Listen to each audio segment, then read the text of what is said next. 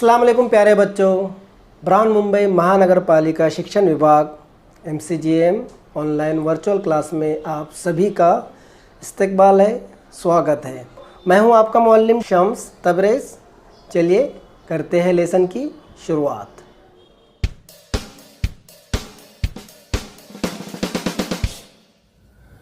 चलिए बच्चों स्टार्ट करते हैं आज का हमारा सेशन। हिंदी लोकवाणी 10वीं कक्षा, माध्यम उर्दू कक्षा 10वीं और विषय है हमारा हिंदी। और आज हम लोग पढ़ने वाले हैं मातृभूमि। ये कविता है मातृभूमि और इसके कवि हैं मैथिली शरण गुप्त जी। मातृभूमि के कवि कौन है? मैथिली शरण गुप्त। और ये दूसरी इकाई का पहला पाठ है। मातृभूमि मतलब क्या होता है? मातृभूमि मतलब हमारा वतन, जहाँ हम पैदा हुए, जहाँ की हमारी पैदाइश है, उसे कहते हैं मातृभूमि। उर्दू में कहें तो वतन। ओके।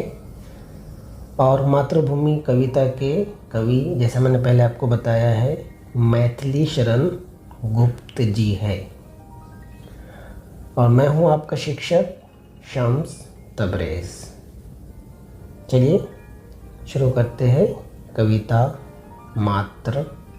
बच्चों सबसे पहले आपको यहाँ पर जो BMC VTC उर्दू दिख रहा है, उसके सामने आपको रेड कलर में सब्सक्राइब का बटन दिख रहा है। सबसे पहले आपको सब्सक्राइब के बटन पर क्लिक करना है ताकि चैनल सब्सक्राइब हो जाए और जितनी वीडियो हम अपलोड करें वो आपको फ़ौरन मिल जाए। इस तरह सब्सक्राइब कर लीजिए, ठीक है। और उसके आगे जो बेल आइकन है, देखिए दिख रहा है आपको, हाँ ये वाला, तो इस पर भी क्लिक कर दीजिए और ऐसी नोटिफिकेशन आएंगी तो इसको ऑन कर दीजिए, बराबर। तो ये बेल आइकन भी क्लिक हो गया। अब आपको करना क्या है, डिस्क्रिप्शन में जाना है, ये रहा डिस्क्रिप्शन, यहाँ पर क्लिक करना है। क्लिक करने के बाद आपको इस तरह से इंपॉर्टेंट क्वेश्चन यहाँ पर दिखाई दे रहे हैं। दिख रहा है आपको इंपॉर्टेंट क्वेश्चन?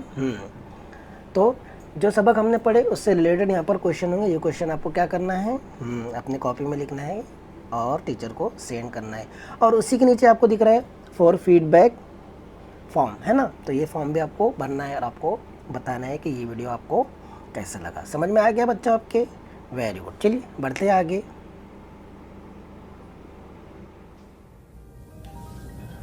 तो आज हम लोग पढ़ने वाले हैं दूसरी इकाई का पाठ पहला, मातृभूमि कविता। ये लिखे हैं मैथिली शरण गुप्त जी ने। मैथिली शरण गुप्त जी ने लिखा है मातृभूमि कविता, ये उसके कवि है। तो आगे बढ़ने से पहले हम मैथिली शरण गुप्त जी के बारे में कुछ जानकारी ले लेते हैं, इनसे परिचय कर लेते हैं ताकि हमें कविता समझने में आसानी हो। तो ये है मैथिली शरण गुप्त जी, ये उनकी तस्वीर है, फ़ोटो है मैथिली शरण गुप्त जी का। और इनका जन्म हुआ था 1868 झांसी उत्तर प्रदेश में। हाँ, कहाँ पर हुआ था? झांसी। झांसी से कुछ याद आया आपको? Very good. झांसी की रानी हुआ करती थी ना, वही वाली झांसी उत्तर प्रदेश में मैथिली शरण गुप्त जी का जन्म हुआ था। और ये हमारे बीच में अभी नहीं है क्योंकि इनकी मृत्यु हो गई है 1964 में। परिचय। मैथिली शरण गुप्त जी खड़ी बोली साहित्य में मील के पत्थर माने जाते हैं। आपकी रचनाओं में राष्ट्रीयता, भारत की गौरवशाली इतिहास और संस्कृति के दर्शन होते हैं। आपने अपनी कृतियों में इतिहास की अपेक्षित नारी पात्रों का गौरव बढ़ाया है। तो मैथिली शरण गुप्त जी खड़ी बोली साहित्य में मील के पत्थर माने जाते थे, यानी बहुत मजबूत थी। खड़ी बोली उनकी बहुत मजबूत थी साहित्य में। साहित्य मतलब अदब। आपकी रचनाओं में राष्ट्रीयता, भारत का गौरवशाली इतिहास, राष्ट्रीयता, भारत का गौरवशाली, भारत के बारे में बहुत सारे इन्होंने कविताएं, ड्रामे वगैरह लिखे हैं। इतिहास और संस्कृति के दर्शन होते हैं इनके रचनाओं में। इन्होंने जो लिखा है उसकी रचनाओं में संस्कृति पाई जाती है, इतिहास मिलता है। आपने अपनी कृतियों में इतिहास की अपेक्षित नारी पात्रों का गौरव बढ़ाया है। अब मैथिली शरण गुप्त जी के प्रमुख कृतियाँ, उन्होंने जो उनके मशहूर काम है वो यहाँ पर दिए हुए हैं। साकेत महाकाव्य ये उन्होंने लिखे हैं। यशोधरा, जयद्रथवध, पंचवटी, भारत भारती, खंड काव्य है ये। रंग में भंग, राजा प्रजा ये नाटक है आदि। ऐसी और बहुत सारी कविताएं, नाटक, महाकाव्य, खंड काव्य ये सब मैथिली शरण गुप्त जी ने लिखी है अपनी कलम से, इसलिए उन्हें खड़ी बोली साहित्य में मील का पत्थर माना जाता है। क्या माना जाता है? मील का पत्थर, बहुत मजबूत, जो ना कभी टूटता है। ठीक है, ये तो हो गया मातृभूमि कविता के कवि मैथिली शरण गुप्त जी का परिचय। तो मुझे उम्मीद है आपको समझ में आया होगा। ठीक है, चलिए बढ़ते हैं अब कविता की तरफ। मातृभूमि कविता, पद्य संबंधी। इस कविता में क्या बताया गया है और इस कविता में मैथिली शरण गुप्त जी ने क्या समझाने की कोशिश की है वो देखते हैं। प्रस्तुत कविता में मैथिली शरण गुप्त जी ने हम सब की मातृभूमि भारत माता का गौरवगान किया है। यहाँ आपने भारत भूमि की हरितिमा, नदी सागर, फल फूल, चांदनी प्रकाश आदि का सुंदर वर्णन किया है। साथ ही जन्मभूमि की विशेषताओं को भी दर्शाया है। तो क्या बताया गया है इस कविता में? मैथिली शरण गुप्त जी ने हमारी मातृभूमि यानी हमारे वतन, हमारा जन्म स्थान भारत माता का गौरवगान किया है और इसकी सुंदरता, इसके नदी सागर, चांदनी प्रकाश, अलग अलग चीज़ों के बारे में इस कविता में मैथिली शरण गुप्त जी ने बताया है। तो ये है कविता का पद्य संबंधी। बढ़ते हैं अब कविता की तरफ।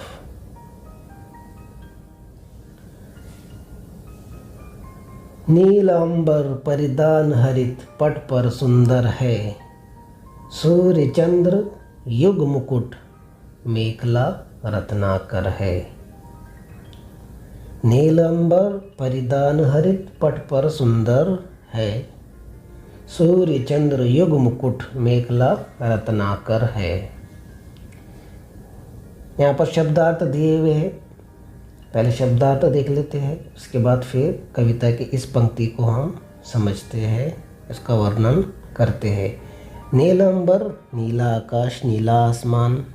परिधान, वस्त्र धारणा करना, यानी कपड़ा वगैरह जो रहता ना उस तरह। हरित मतलब हरा। पट वस्त्र, मेखला करधनी, रत्नाकर समुद्र। नील अंबर परिधान हरित पट पर सुंदर है, सूर्य चंद्र युग मुकुट मेखला रत्नाकर है। तो यहाँ पर कवि मैथिली शरण गुप्त जी कह रहे हैं कि हमारी जो मातृभूमि है इसके ऊपर नीला अंबर है, आकाश है। क्या है? नीला आकाश, दूर दूर तक नीला आकाश है। परिधान हरित पट पर सुंदर है और नीचे क्या है? हरियाली है। नीचे क्या है?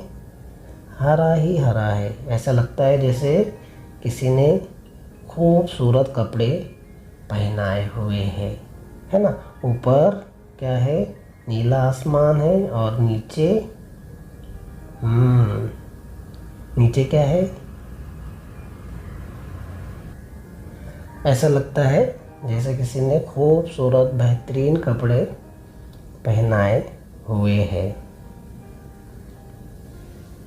सूर्य चंद्र युग मुकुट। सूर्य चंद्र युग मुकुट। ऐसा लगता है जैसे सूरज और चांद जो है इस मातृभूमि के मुकुट है। चेहरे पर मुकुट लगाते हैं ना, इस तरह। ये तो है सर का ताज, लेकिन एक होता है मुकुट जो हम मुंह पर लगाते हैं। तो ऐसा लगता है कि हमारी जो मातृभूमि है उस पर सूर्य चंद्र युग का मुकुट पहना हुआ है।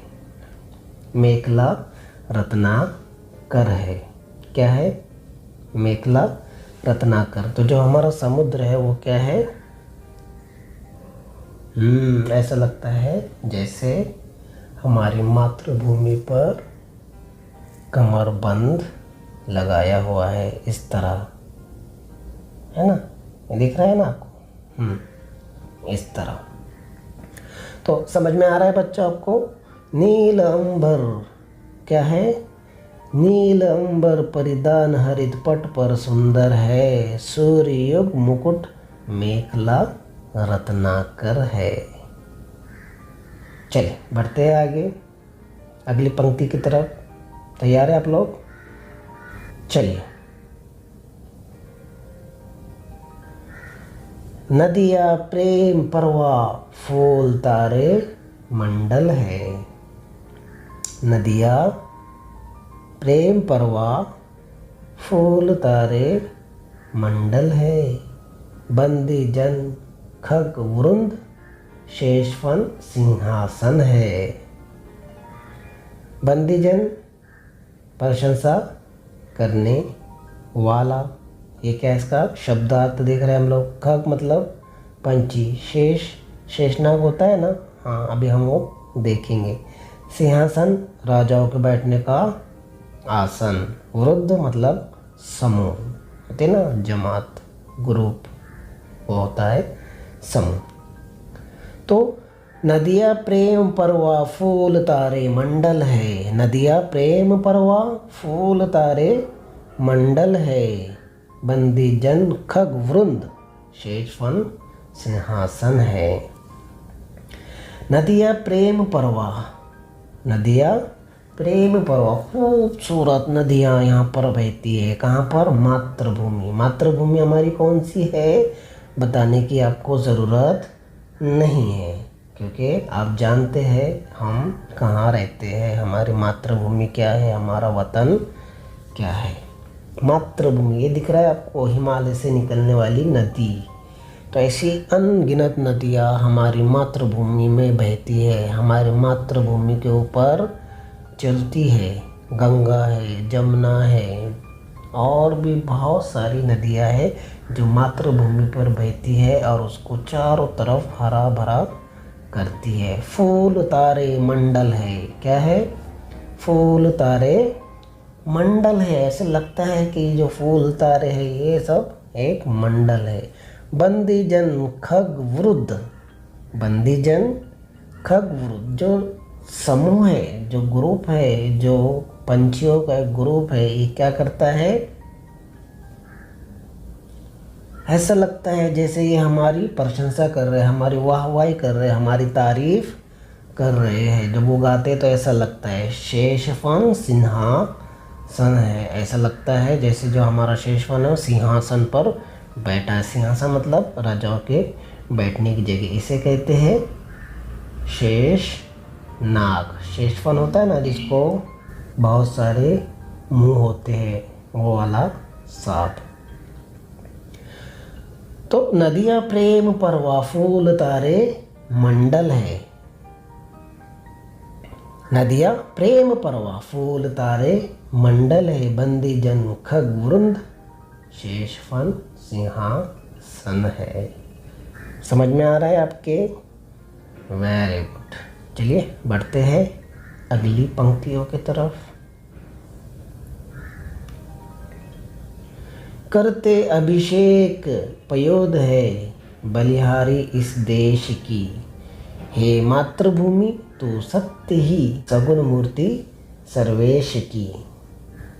करते अभिषेक पयोद है बलिहारी इस देश की, हे मातृभूमि तू सत्य ही सगुण मूर्ति सर्वेश की। शब्दार्थ देखते हैं। पयोद मतलब बादल, मेघ, क्लाउड। बलिहारी निछावर करना। सगुण यानी सर्वगुण, तमाम गुण उसके अंदर है। सर्वेश मतलब ईश्वर।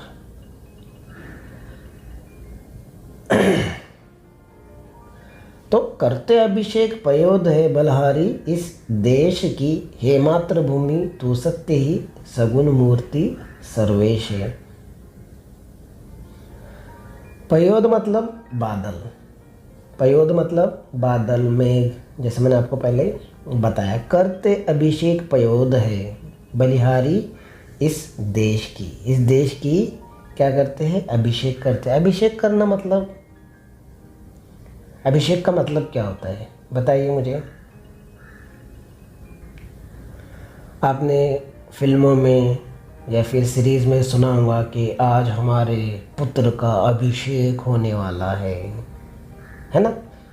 ज़रूर सुने होंगे आप। अभिषेक मतलब किसी को, किसी की स्थापना करना, किसी को स्थापन करना, नस्ब करना, बिठाना, राजा बनाना, अपना उत्तराधिकारी बनाना, उसे कहते हैं अभिषेक।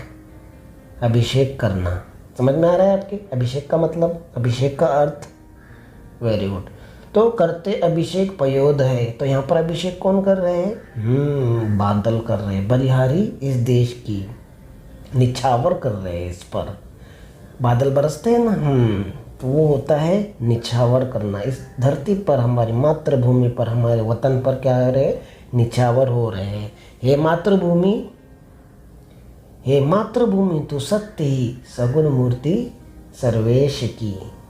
सर्वगुण, तमाम गुण है इस धरती में। हमारी जो मातृभूमि है, हमारा जो वतन है, सारे गुण इसके अंदर मिलते हैं। जो कुछ पूछ लो, जो कुछ चाहिए, सब यहाँ पर मिलता है। तो सत्य, तू ही सच्ची है, सगुण मूर्ति सर्वेश है, और तू ही ईश्वर है। ऐसा कौन कह रहा है? मातृभूमि कविता के कवि मैथिली शरण गुप्त जी ऐसा कह रहे हैं कि तू ही ईश्वर है। ठीक है, चलिए बढ़ते हैं आगे। निर्मल तेरा नीर अमृत के सम उत्तम है। निर्मल तेरा नीर अमृत के सम उत्तम है। शीतल मन सुगंध पवन हर लेता श्रम है। षड ऋतुओं का विविध दृश्युत अद्भुत क्रम है। हरियाली का फर्श नहीं मखमल से कम है।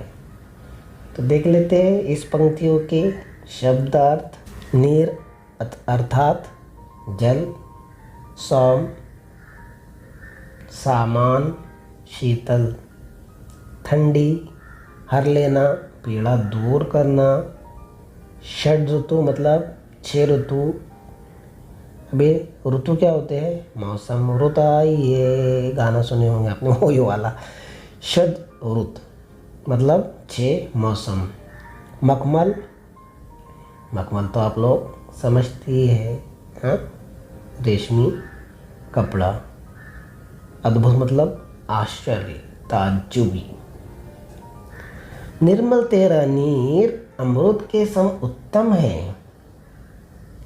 शीतल मन सुगंध पवन हर लेता श्रम है। षड ऋतुओं का विविध दृश्य अद्भुत क्रम है। हरियाली का फर्श नहीं मखमल से कम है। आइए समझते हैं इसको।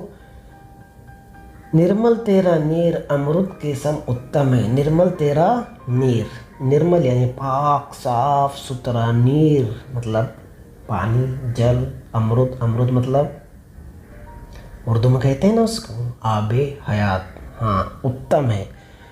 तो मातृभूमि कविता के कवि मैथिली शरण गुप्त जी कह रहे हैं कि मातृभूमि तेरा जो पानी है वो एकदम अमृत जैसा है, आबे हयात जैसा है, पाक है, साफ सुथरा है, शीतल मन सुगंध पवन हर लेता श्रम है। और यहाँ की जो हवाएं हैं, ठंडी हवाएं, ऐसा लगता है जैसे हमारे सारे दुख दर्द क्या हो गए, दूर हो गए हैं। ऐसा कह रहे हैं मातृभूमि के कवि मैथिली शरण गुप्त जी।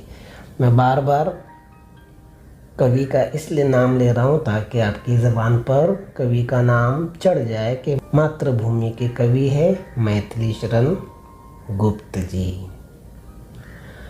तो मैथिली शरण गुप्त जी कह रहे हैं कि यहाँ का पानी इतना पाक साफ सुथरा है और यहाँ की हवा ठंडी ठंडी गारा, ऐसा लगता है यहाँ की हवा से जैसे हमारे सारे दुख दर्द पीड़ा दूर हो गई है। उसके बाद है षड ऋतु का विविध दृश्य तो अद्भुत क्रम है। यहाँ पर कितने 6 मौसम आते हैं, 6 ऋतु आते हैं। वो कौन से 6 ऋतु, आइए देखते हैं।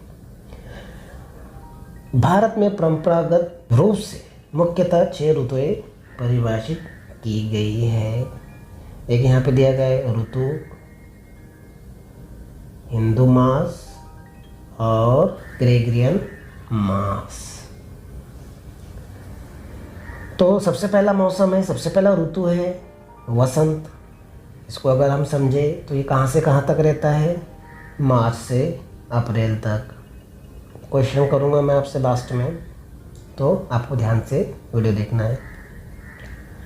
तो पहला ऋतु है वसंत, ये आता है मार्च से अप्रैल तक। कब से कब तक रहता है ये, कभी से कभी तक रहता है, मार्च से अप्रैल तक वसंत रहता है।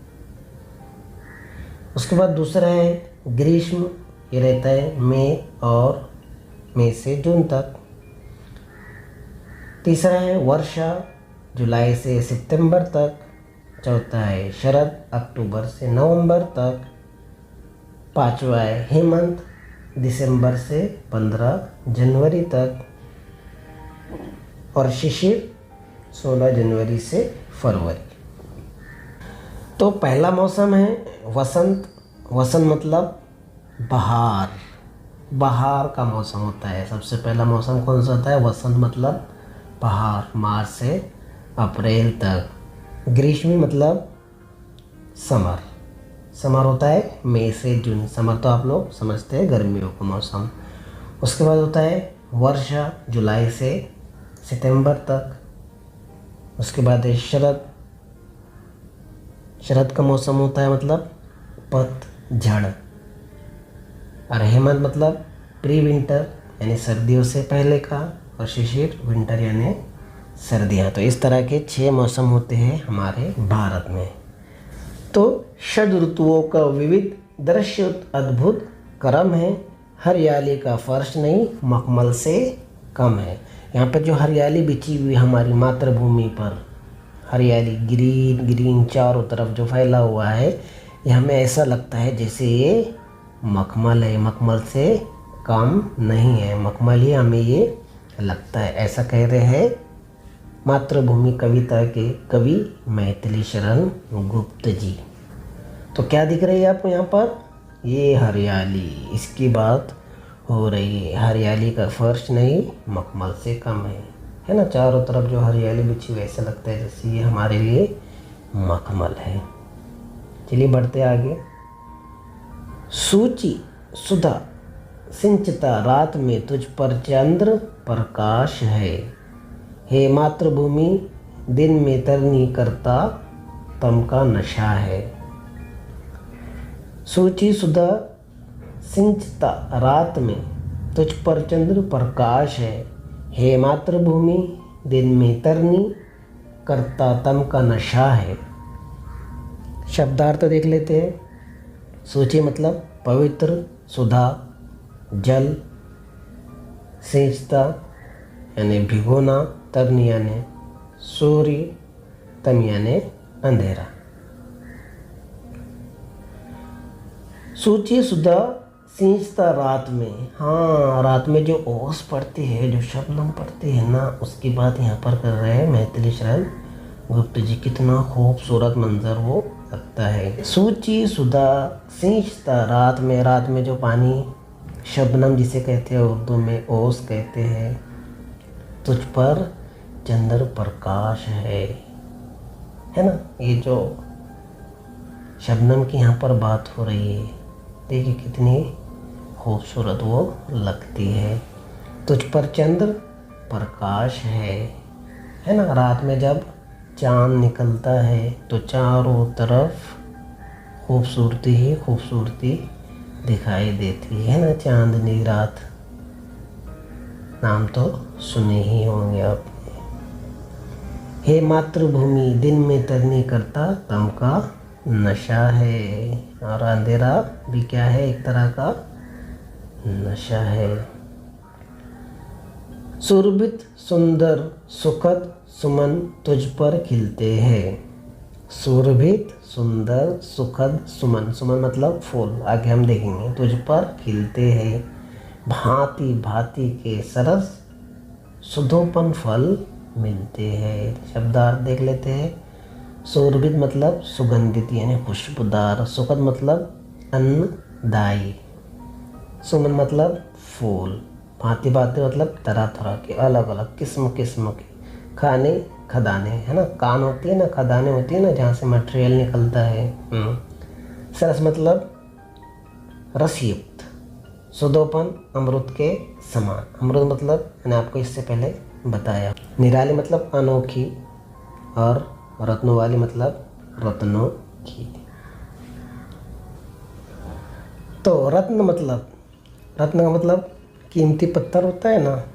आपने हमारे भारत में अवार्ड सुने होंगे, भारत रत्न, खेल रत्न। तो ये रत्न होता है ना, भारत का रत्न मतलब खूबसूरत जो पत्थर जो अंगूठी में लगाया जाता है, हीरे के जैसा, हीरे से भी ज़्यादा वो कीमती होता है, उसे कहते हैं रत्न।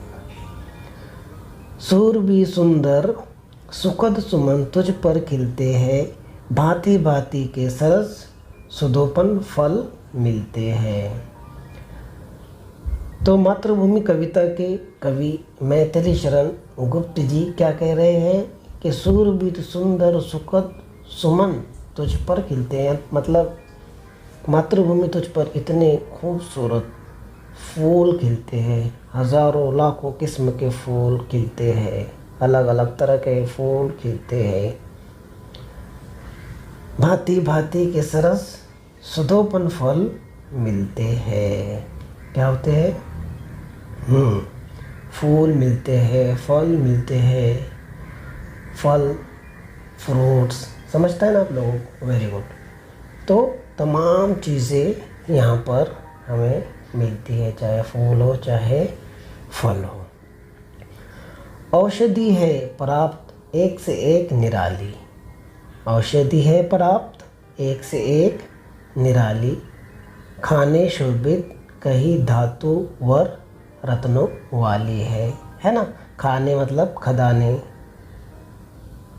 सुधोपन अमृत के समान, निराली मतलब अनोखी, और रत्नों वाली मतलब रत्नों का। इसके पहले हम देख चुके हैं।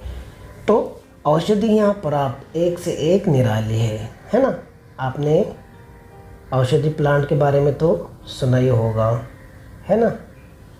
अदरक है, तुलसी है, पुदीना है, अश्वगंधा है, ये सब क्या है? ये सब पौधे हैं, और इससे क्या बनती है? औषधि बनती है।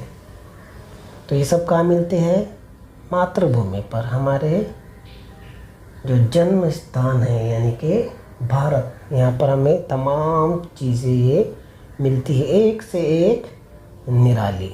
जो भी औषधि हमें चाहिए वो औषधि का पौधा हमें यहाँ पर मिलता है। खाने शोभित कई धातुवर रत्नों वाली है।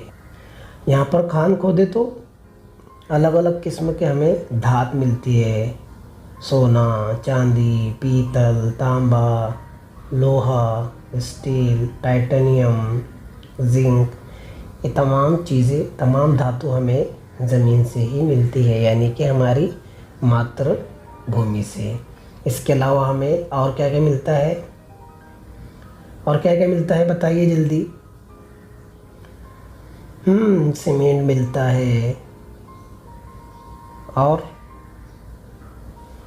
पत्थर मिलते हैं, रेत मिलती है, कलर मिलता है, तमाम चीज़ें ज़मीन से ही आती है। लकड़ी मिलती है, तमाम चीज़ें कहाँ से आती है, ज़मीन से, यानी कि मातृभूमि से ही आती है। समझ में आ रहा है आपके? Very good. चलिए बढ़ते आगे। जो आवश्यक होते हमें मिलते सभी पदार्थ यहाँ। जो आवश्यक होते हैं हमें मिलते सभी पदार्थ यहाँ। हे मातृभूमि वसुधाधरा तेरे नाम यथार्थ है। शब्दार्थ, वसुधा धरा यानी धरती, यथार्थ मतलब सत्य।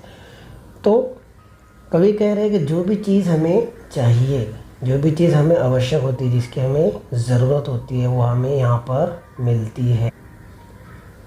क्या होती है? मिलती है। कहाँ मिलती है? मातृभूमि पर। सभी पदार्थ, चाहे खाने वाले हो, पहनने वाले हो, ओढ़ने वाले हो, इस्तेमाल करने वाले हो, आवश्यक होते हो, खाना पीना दवाई, सब चीज़ें यहाँ पर हमें मिलती है। सभी तरह के पदार्थ हमें यहाँ पर मिलते हैं। हे मातृभूमि वसुधा धरा, ये हमारी धरती है मातृभूमि, तेरे नाम यथार्थ है, और तेरा नाम ही क्या है? सत्य है। कौन कह रहा है ये? मातृभूमि कविता के कवि मैथिली शरण गुप्त जी। बढ़ते आगे। क्षमामयी तू दयामयी है, क्षेममयी है, सुधामयी वात्सल्यमयी तू प्रेममयी है। क्या कह रहे हैं कवि? शब्दार्थ देखते हैं। क्षमामयी यानी क्षमा करने वाली, दयामयी यानी दया करने वाली, क्षेममयी यानी सुख देने वाली, सुधामयी यानी अमृत युक्त, अमृत की जैसी, और वात्सल्यमयी मतलब प्रेम से भरी। तो मातृभूमि कविता के कवि मैथिली शरण गुप्त जी कह रहे हैं तो क्षमामयी है। किसे कह रहे हैं ये? मातृभूमि को, हमारे वतन को, जहाँ हम पैदा हुए, उसे कह रहे हैं कि तू क्षमामयी है, तू दयामयी यानी तू माफ़ करने वाली है, तू प्यार करने वाली है, दया करने वाली है, रहम करने वाली है, सुख देने वाली है, तमाम दुखों से नजात देने वाली है, तो अमृत युक्त है, तू प्रेम से भरी है, तू प्रेममयी है, तो हमसे इतना प्यार करती है। कौन? मातृभूमि। हमें हर चीज़ देती है, चाहे फल हो, चाहे फ्रूट हो, चाहे पदार्थ हो, चाहे खानों से निकला हो, सोना चांदी पीतल लोहा तांबा ये हो, चाहे पौधे हो, चाहे फूल हो, चाहे फ्रूट्स हो, तमाम चीज़ें हमें कौन देती है? मातृभूमि देती है। ऐसा कह रहे हैं मैथिली शरण गुप्त जी। विभवशालिनी विश्वपालिनी दुख हरती है, भय निवारणी शांतिकारिणी सुख करती है। शब्दार्थ देखते हैं। विभवशालिनी यानी धन संपत्ति देने वाली, विभवशालिनी यानी डर को दूर करने वाली, शांतिकारिणी यानी शांति निर्माण करने वाली। तो मातृभूमि कविता के कवि मैथिली शरण गुप्त जी कह रहे हैं कि जो ये हमारी मातृभूमि है, ये क्या है? धन संपत्ति देने वाली है, हमें लाभ देने वाली है, धन देने वाली है, पैसा देने वाली है, और ये हमें डर को दूर करने वाली, डर को भगा देने वाली, तो सुख देने वाली, दुखों से दूर रखने वाली है, और डर से भी दूर रखने वाली है, डर को दूर भगाती है, शांति रखती है, चारों तरफ सुकून सुकून और सुकून रखती है, सुख करता है, शांति है, चारों तरफ सुकून है। इस तरह है हमारी मातृभूमि। मातृभूमि भारत। किसे कह रही है? भारत को कह रहे हैं, हमारी मातृभूमि को कह रहे हैं। जितनी भी विशेषताएं यहाँ पर मैथिली शरण जी ने यहाँ पर बताई है, वो सब मातृभूमि भारत के लिए है। पढ़ते हैं आगे। हे शरण दायिनी देवी तू करती सबका त्राण है, हे मातृभूमि संतान हम, तू जननी तू प्राण है। मैथिली शरण गुप्त जी कह रहे हैं कि तूने हमें यहाँ पे शरण दिया, यानी यहाँ पर हम पैदा हुए, इस मातृभूमि पर, इस धरती पर, इस भारत की देवी पर हम पैदा हुए हैं। करते सबका त्राण है, सबको तो साथ में लेकर चलती है। मातृभूमि संतान हम तेरे बच्चे हैं। कौन कह रहा है ये? मैथिली शरण गुप्त जी कह रहे हैं कि हम तेरे बच्चे हैं, तू जननी तू प्राण है, तो हमारी क्या है? माँ है, तूने हमें पैदा किया, ऐसा कह रहे हैं मैथिली शरण गुप्त जी। तो समझ में आया बच्चों आपको? आज हमने कविता पढ़ी मातृभूमि और इसके कवि थे मैथिली शरण गुप्त जी। मैथिली शरण गुप्त जी ने भारत के अलग अलग प्रकार की चीज़ों को यहाँ पर दर्शाया है, बताया है अपने कविता के ज़रिए। तो बच्चों, मुझे उम्मीद है आपको आज का ये लेसन पसंद आया होगा। लेसन पसंद आया तो वीडियो को लाइक कीजिए, शेयर कीजिए और इस चैनल को सब्सक्राइब कर लीजिए। आज की वीडियो में बस इतना ही। मिलते हैं नेक्स्ट वीडियो में, तब तक के लिए अपना ख्याल रखिए।